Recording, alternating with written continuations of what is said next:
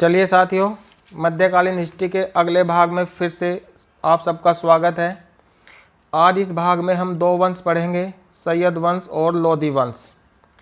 जैसा कि आप सब जानते ही होंगे कि इससे पहले हम गुलाम वंश, खिलजी वंश और तुगलक वंश के बारे में पढ़ चुके हैं।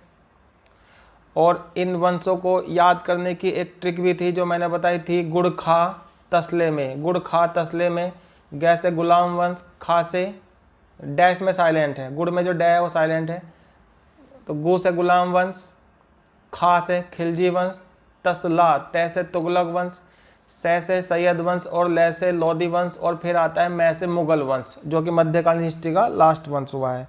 तो आपने पढ़ा भी होगा, ये तो बहुत फेमस ट्रिक है। तो अब सब हेडिंग डालें सैयद वंश। सैयद वंश, तो जैसे कि पिछले भाग में मैंने बताया था कि 1414 में दौलत खां को पराजित करने के बाद जो है खिर्ज खां दिल्ली का अगला सुल्तान बन गया था। तो वहीं से लिखना स्टार्ट करना है आपको। हेडिंग डालो खिर्ज खां 1414 से 1421 और वहीं से स्टार्ट करते हैं।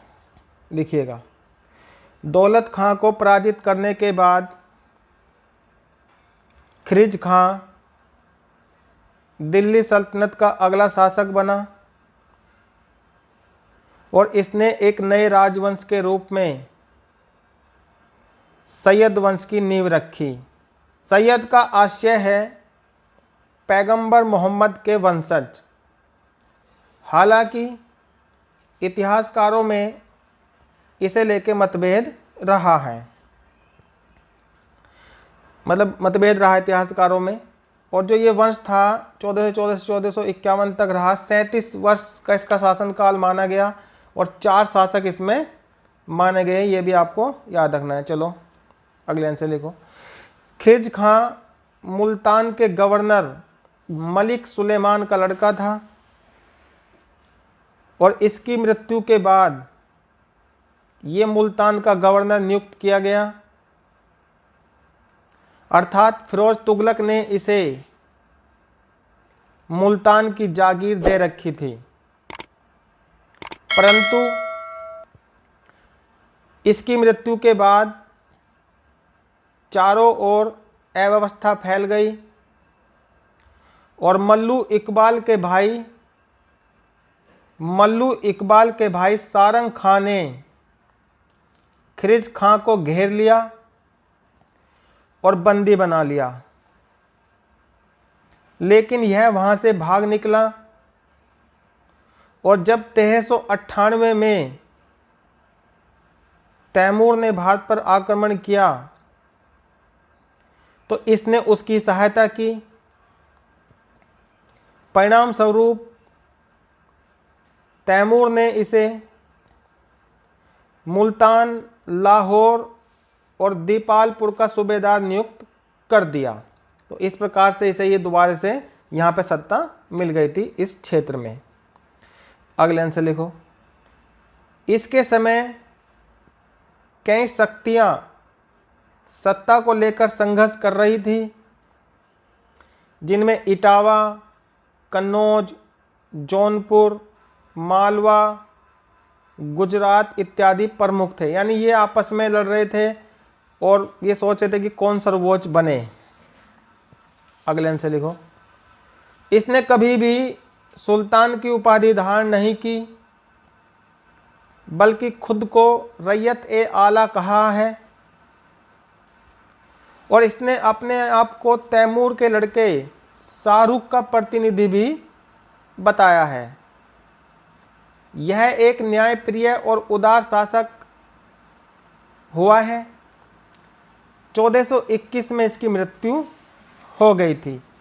तो इस पे तो इतने ही क्वेश्चन हैं। अभी आप क्वेश्चन समझ लो, इसकी थोड़ी समझ लो, जो भी हैं यही इसके बारे में है कि बस इस वंश का संस्थापक हुआ है, यही मेन है इस पे जो क्वेश्चन आता है। अब हेडिंग डालो मुबारक शाह 1421 से 34, 1421 से 1434, इसके बारे में लिखो। खिर्ज खां की मृत्यु के बाद मुबारक शाह दिल्ली का अगला सुल्तान बना। ये इसी का लड़का था खिर्ज खां का। ठीक है, अगले लाइन से लिखो। इसने अनेक विद्रोहियों का दमन किया और इसने अपने नाम से खुतबा भी पढ़वाया और इसने अपने नाम के सिक्के भी चलवाए। इसने सिक्कों पर अपना नाम मुइजुद्दीन मुबारक शाह खुदवाया। ये बड़ा इंपॉर्टेंट है, इसने सिक्कों पर अपना नाम चलवाया था। अगले आंसर लिखो। इसने यमुना नदी के किनारे एक नगर मुबारकाबाद की स्थापना की।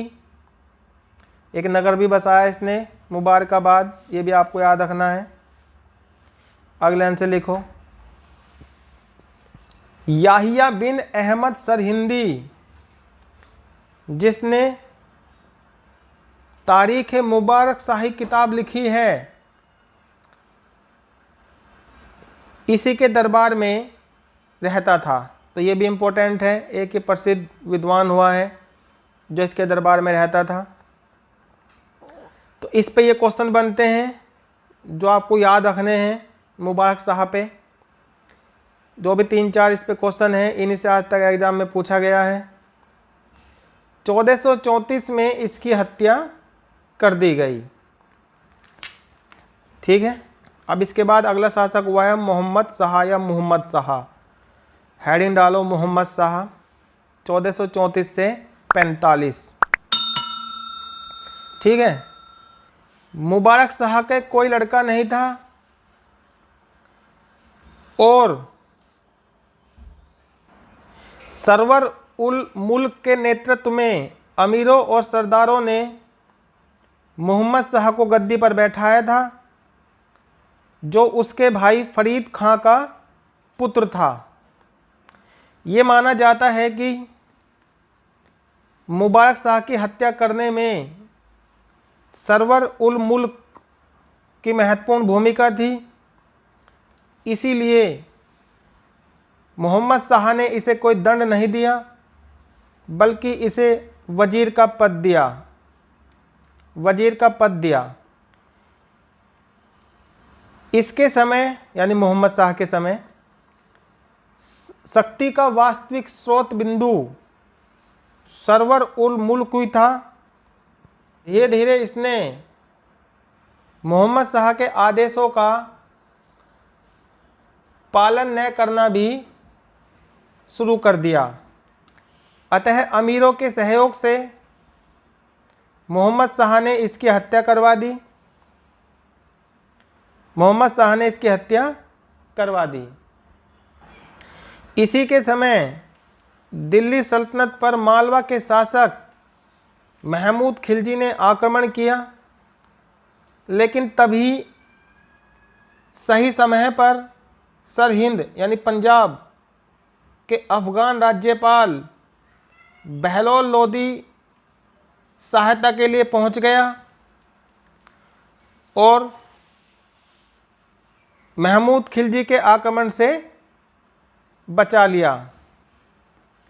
अगले आंसर देखो। सुल्तान मोहम्मद शाह ने बहलोल लोदी का सम्मान किया और इसे अपना पुत्र कहकर पुकारा और साथ ही खान ए खाना की उपाधि भी दी।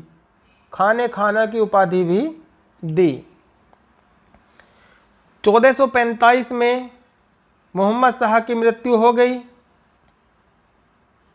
और यहीं से सैयद वंश का पतन भी आरंभ हो गया। तो ऐसे ही ये मर गया। अब इसके बाद इसका लड़का अलाउद्दीन आलम शाह की उपाधि धारण करके राजगद्दी पे बैठा था। तो हेडिंग डालो अलाउद्दीन आलम शाह।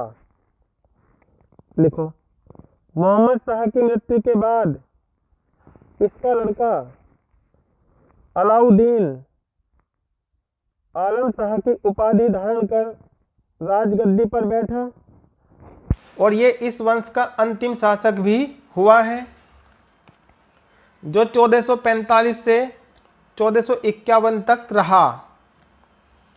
ये एक अयोग्य शासक था, और ये माना गया है कि इसके समय दिल्ली सल्तनत का क्षेत्र बहुत ही सीमित हो गया था। अगले आंसर लिखो। ये 1447 में बदायूं गया और ये नगर इसे इतना अच्छा लगा कि इसने यहीं पर रहना प्रारंभ कर दिया, यानी इसने दिल्ली छोड़ दी और बदायूं में रहना प्रारंभ कर दिया। अब इसका परिणाम क्या हुआ कि दिल्ली में जो लोग सत्ता चला रहे थे उनमें संघर्ष प्रारंभ हो गया। एक तरीके से अलाउद्दीन आलम शाह तो अलग ही हो गया। तो अब उन्होंने क्या किया, उन्होंने बहलोल लोदी को बुलाया। बहलोल लोदी को बुलाया कि आप आओ और यहाँ पे नेतृत्व करो, और हुआ भी ऐसा ही। और ये भी माना गया है कि अलाउद्दीन आलम शाह को इससे कोई ऐतराज़ नहीं रहा कि वो बहलोल लोदी वहाँ पे आया, वो शासक बना, लेकिन इसे कोई उससे मतलब नहीं रहा। ये अपनी मृत्यु तक जीवन भर बदायूं में रहा और 1476 में वहीं पे मर गया। तो इस प्रकार से ये बहलोल लोदी आया और उसने सत्ता संभाली और अपना राज्याभिषेक कराया। और 1451 में दिल्ली में एक नए राजवंश के रूप में कौन सा वंश आया, लोदी वंश। तो ये तो इस 4 शासक हुए हैं सैयद वंश के, इनके बारे में था। ठीक है, अब हेडिंग डालो लोदी वंश 1451 से 1526। ठीक है, तो ये माना गया है कि ये एक दूरदर्शी, बुद्धिमान और कूटनीतिक शासक था। और लोदी वंश में 3 शासक हुए हैं, बहलोल लोदी, सिकंदर लोदी और इब्राहिम लोदी। और इब्राहिम लोदी का आपने पढ़ा ही होगा कि बाबर ने इसे पराजित कर दिया था और इसकी हत्या हो गई थी युद्ध में, और एक नया वंश आ गया था, कौन सा, मुगल वंश। तो अब हेडिंग आपने डाली ली है लोदी वंश, और पहला शासक की हेडिंग डाल ली है बहलोल लोदी 1451 से 1489। ठीक है, लिखो इसके बारे में। बहलोल लोदी ने दिल्ली में लोदी वंश या प्रथम अफगान राज्य की नींव रखी। ये माना जाता है कि ये एक जनजाति साहूखेल, लोदियों की जनजाति थी एक, साहूखेल से संबंधित था। ठीक है, ये एक बुद्धिमान, दूरदर्शी और कूटनीतिज्ञ शासक था। सुल्तान बनने से पहले यह सरहिंद का सूबेदार था। सुल्तान बनने के बाद सबसे पहले इसने दरबार में चले आ रहे षड्यंत्रों को खत्म करने के लिए विद्रोहियों से भाईचारे का व्यवहार किया। और ये माना जाता है कि इसके समय जो अमीर वर्ग था उन्होंने विद्रोह कम कर दिए थे। ठीक है, अगला सर। इसके बारे में ये भी कहा जाता है कि ये कभी सिंहासन पर नहीं बैठता था और न ही इसने अपने सरदारों को खड़े रहने दिया है। ये एक आम दरबार तक में सिंहासन पर न बैठकर एक गलीचे में बैठता था। ये इसके बारे में कहा गया है। अब इसके बात करते हैं युद्ध की। तो कोई ऐसा फेमस युद्ध तो हुआ नहीं है, लेकिन 1-2 युद्ध हुए हैं जो आप याद रख सकते हो, जहां से क्वेश्चन बन सकता है हमारा। लिखो, अगर इसके युद्धों की बात की जाए तो इसकी सबसे बड़ी सफलता जौनपुर के सरकी शासक हुसैन शाह को हराकर जौनपुर राज्य को अपने साम्राज्य में फिर से मिलाना था। ये इसकी सबसे बड़ी सफलता थी, क्योंकि ये बहुत वर्षों से सत्ता विरोधी थे। इसने जौनपुर के शासक के रूप में अपने बेटे बारबक लोदी को नियुक्त किया। तो ये इसका एक मेन युद्ध था। जौनपुर का जो सरकी शासक था हुसैन शाह, उसे इसने पराजित कर दिया। ये सल्तनत को चुनौती दे रहा था और यहाँ पे अपना लड़का बारबक लोदी, इसे इसने शासक बना दिया। अगले आंसर लिखो। इसका परिणाम यह हुआ कि जो और सरदार थे जैसे धौलपुर, कालपी और बाड़ी, इन जगह के जो सरदार थे वो भी इससे घबरा गए और उन्होंने इसकी अधीनता स्वीकार कर ली और इसे नजराना भी दिया, यानी इसके अधीन रह के शासन करना उन्होंने पसंद किया। अगले आंसर लिखो। इसका अंतिम अभियान 1486-87 में ग्वालियर के शासक रायकरण एक कीर्तिदेव के विरुद्ध था और ये माना जाता है कि यहाँ से इसने 80 लाख टका नजराना प्राप्त किया था और इसी अभियान से वापस लौटते समय ये बीमार हो गया था और 1489 में दिल्ली आते समय रास्ते में ही इसकी मृत्यु हो गई थी। अब इस पे एक दो क्वेश्चन और हैं, वो भी लिख लीजिए आप। बहलोल लोदी ने बहलोली नामक चांदी का सिक्का चलाया था जो अकबर के पहले तक उत्तर भारत में विनिमय का मुख्य साधन बना रहा। ये भी इम्पोर्टेंट है, अकबर के पहले तक ये चलता रहा। तो ये जो है ये सारे क्वेश्चन जो है हमारे बहलोल लोदी पे हैं। आप इसके दो युद्ध बस याद कर सकते हैं, जौनपुर का और ग्वालियर का, बाकी तो कोई और इम्पोर्टेंट इस पे क्वेश्चन नहीं है। एक इसने सिक्का चलाया आपने, ठीक है। तो अब सिकंदर लोदी के बारे में हमें लिखना है।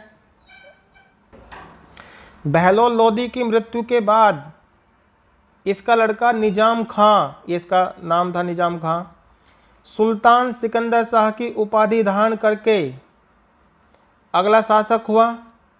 इसकी मां हिंदू थी लेकिन फिर भी इसने हिंदुओं के प्रति कट्टरता दिखाई थी। अब एक बात देखो, यहाँ पे जो मेन क्वेश्चन इस पे बनते हैं वही मैं लिखा रहा हूँ पॉइंटों में, क्योंकि ज़्यादा इंपॉर्टेंट ये भी नहीं है। 7-8 क्वेश्चन ये आपको बनेंगे इस टाइप में, तो आप वे सारे लिख लीजिए, पॉइंटों में लिख लीजिए बस। इससे बाहर कभी ना आया ना आने का, यही आपको याद रखना है। तो पहला पॉइंट लिख लो आप इसका। इसने जौनपुर पर बारबक शाह को ही शासक नियुक्त किया। जो बारबक शाह बहलोल लोदी ने जौनपुर का शासक बनाया था, इसने भी उसे नियुक्त किया कि हाँ ठीक है तुम ही सत्ता चलाओ। लेकिन हुआ क्या कि जो वहाँ पे जौनपुर के जो और अमीर थे सरदार, वो बार बार विद्रोह कर रहे थे। अब उन विद्रोह को दबाने में ये असफल रहा, तो इसने क्या किया, फिर खुद ही अटैक किया और बारबक शाह को हटा दिया। और 1492 में इसने क्या किया, जौनपुर को दिल्ली सल्तनत में मिला लिया। तो शुरुआत में तो इसने कुछ नहीं कहा बारबक को, लेकिन बाद में जब ये असफल रहा तो इसे कार्यवाही करनी पड़ी। तो ये लिख लीजिए। 1492 में इसने जौनपुर का अभियान किया और जौनपुर को दिल्ली सल्तनत में मिला लिया। बस ऐसे याद रखना है, कहानी मैंने बता दी कि ऐसा इसने क्यों किया था। अगर इसके अगले युद्ध की बात करें हम, जो इसका अगला फेमस युद्ध हुआ है, तो उसके बारे में लिख लीजिए अब आप। इसने 1494 ईस्वी में बनारस के निकट एक युद्ध में हुसैन शाह को पराजित किया और इस अभियान में इसने बंगाल से बिहार तक का क्षेत्र विजित कर लिया और इसी समय इसने तिरहुत पर आक्रमण कर वहाँ के राजा को भी अपने अधीन कर लिया। तो ये दो मेन इसके ये युद्ध थे, ये याद रखने हैं। एक बात और भी है कि इसने जो था अपने पिता की तरह अमीरों को छूट नहीं दी और अपने को सुल्तान घोषित इसने किया था। तो ये भी आपको याद रखना है। अब कुछ और इम्पोर्टेंट पॉइंट है इसके बारे में, वो लिख लीजिए। 1504 ईस्वी में इसने आगरा नामक एक नए नगर की स्थापना की और इसे ही अपनी राजधानी बनाया। इसके पीछे एक तर्क दिया था कि भाई जो दोआब का क्षेत्र है उस पर नियंत्रण रखा जा सकता है और राजपूत हैं वे दिल्ली की ओर बढ़ने से रोके जा सकते हैं। तो ये इसने ऐसा किया था। अगला पॉइंट लिखो। इसने भूमि मापन के लिए एक पैमाना गजे सिकंदर चलवाया। गजे सिकंदर बड़ा इंपॉर्टेंट है, ये कई बार एग्जाम में आ चुका है, ये आपको याद रखना है। अगले लाइन से लिखो, ये फारसी भाषा का जानकार था और फारसी में गुलरुखी उपनाम से कविताएं लिखता था। ये भी एग्जाम में कई बार आ चुका, गुलरुखी उपनाम से कविताएं लिखता था ये। इसने मुसलमानों में प्रचलित अनेक कुप्रथाओं को बंद करवा दिया, जैसे मुहर्रम और ताजिया निकलवाना बंद कर दिया। ये हिंदुओं के प्रति भी कट्टर रहा। इसने यमुना में हिंदुओं के स्नान पर रोक लगा दी और वहाँ पर बाल मुड़वाने से भी इसने इन्हें रोक दिया। ये इसने काम किए। अगले आंसर लिखो, एक और इम्पोर्टेंट क्वेश्चन है इसके ऊपर। इसके समय संगीत पर एक ग्रंथ लज्जत ए सिकंदर शाही की रचना हुई। लज्जत ए सिकंदर शाही, यह पूछा गया एग्जाम में कि लज्जत ए सिकंदर शाही जो संगीत का ग्रंथ है किसके समय लिखा गया, तो ये आपको याद रखना है। अगले आंसर लिखो। अब एक चीज़ और भी याद रखना कि इसके समय जो है कुछ संस्कृत ग्रंथों का अनुवाद भी हुआ था और एक आयुर्वेद पर ग्रंथ था, उसका अनुवाद हुआ था। ये याद रख लेना नाम, फरहंग ए सिकंदरी के नाम से, फरहंग ए सिकंदरी। ठीक है, ऐसे लिख लो। आयुर्वेद पर औषधि की अनुवादित पुस्तक को फरहंग ए सिकंदरी नाम से जाना गया। ये इसके समय का इंपॉर्टेंट है।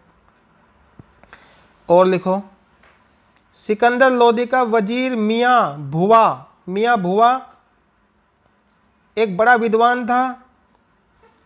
इसने तिब ए सिकंदरी नामक एक औषधिक ग्रंथ की रचना की थी। ये भी याद रखना है आपको, ये बड़े इंपॉर्टेंट क्वेश्चन है इसके।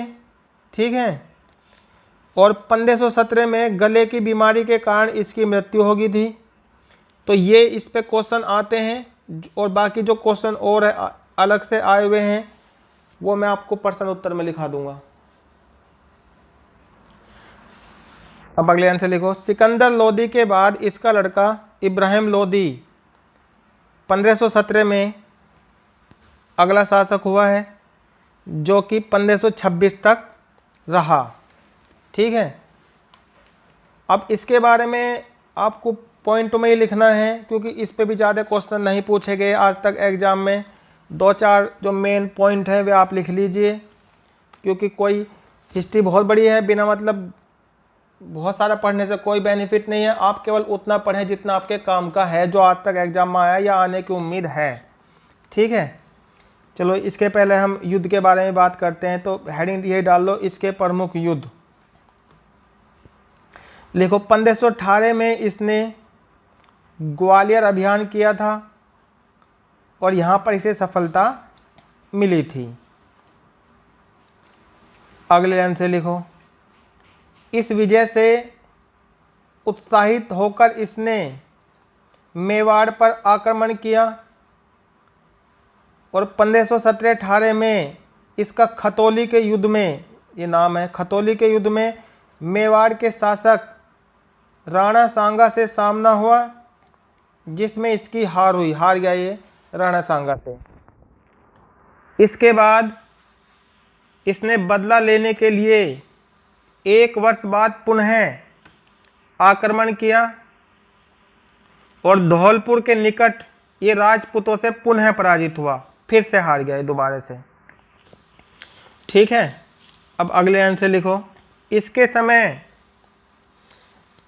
कुछ ऐसे अफगान सरदार थे जो स्वार्थी हितों के कारण राज्य का विभाजन चाहते थे।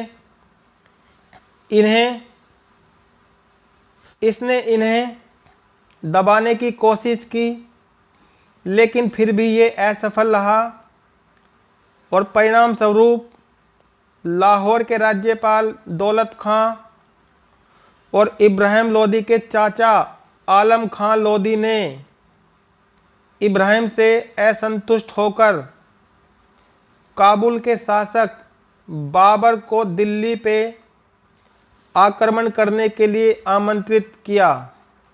यानी उन्होंने बाबर को बुलाया, वे इससे नाराज थे, उन्होंने कहा कि आप यहाँ पे अटैक कीजिए। अप्रैल 1526 में बाबर और इब्राहिम लोदी के बीच पानीपत का पहला युद्ध हुआ, जिसमें इब्राहिम की सेना पराजित हुई और इस युद्ध में इब्राहिम लोदी मारा गया। ये माना गया है कि जो मध्यकालीन भारत का एकमात्र ऐसा सुल्तान था ये जो युद्ध भूमि में मारा गया।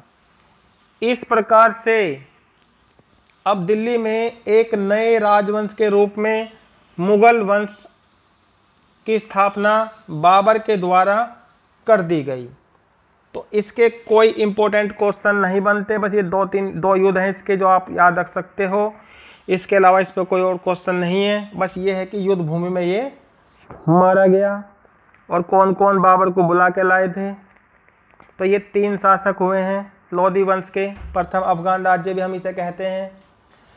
अब इस वीडियो में ये दिल्ली सल्तनत के पहले वंश खत्म हो गए हैं। अब अगला वंश केवल एक ही बचता है और वो कौन सा है? मुगल वंश। तो नेक्स्ट भाग में हम मुगल वंश से स्टार्ट करेंगे। इन्हें आप अच्छी तरह से नोट कर लो, इन्हीं से क्वेश्चन आएगा, इससे बाहर कुछ नहीं आने का। अब प्रश्न उत्तर करते हैं, ठीक है। हेडिंग डालो प्रश्न उत्तर। प्रश्न उत्तर प्रारंभ करते हैं। पहला क्वेश्चन देखो, कुछ क्वेश्चन ऐसे हैं जिनके ऑप्शन हमने दिए हैं, कुछ ऐसे हैं जो वन लाइनर के रूप में आपको याद रखने हैं।